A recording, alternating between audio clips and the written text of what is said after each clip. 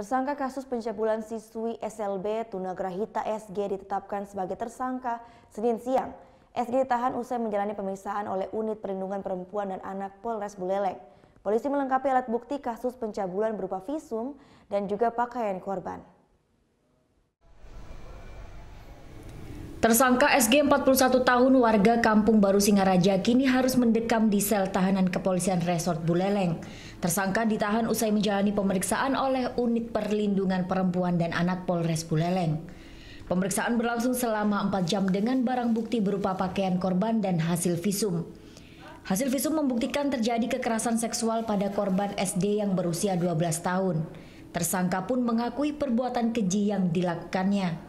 Berdasarkan bukti-bukti permulaan yang cukup, mulai hari ini kami menetapkan saudara SRW resmi ditahan di Rutan Polres Buleleng karena diduga melakukan tindak pidana pencabulan. Barang bukti sementara masih pakaian korban yang dipakai pada saat dicabulin oleh pelaku. Kalau dari hasil visum sendiri? Hasil visum dari dokter yang kami terima tidak ada robek satu kala dari korban. Tersangka yang berprofesi sebagai guru honorer di salah satu sekolah negeri ini hanya bisa menyesali perbuatannya. Masih gelap, Pak. Gila, Pak. Bapak ngajar kelas berapa di sana? 7. Kelas 7. Udah lama jadi guru? 5 tahun. 5 tahun. Sementara itu kondisi korban SD yang menjadi korban saat ini sudah mulai mengikuti pelajaran di sekolahnya di SLBC Buleleng. Korban yang mengalami keterbelakangan mental ini masih diberikan pendampingan untuk pengobatan psikologis pasca kejadian tersebut.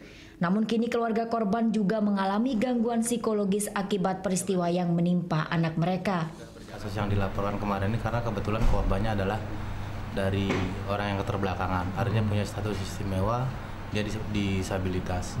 Nah, kemudian ya seperti apa yang dilaporkan ya sudah menjadi kewajiban kami di P2, TP2A dan tim untuk membantu si korban.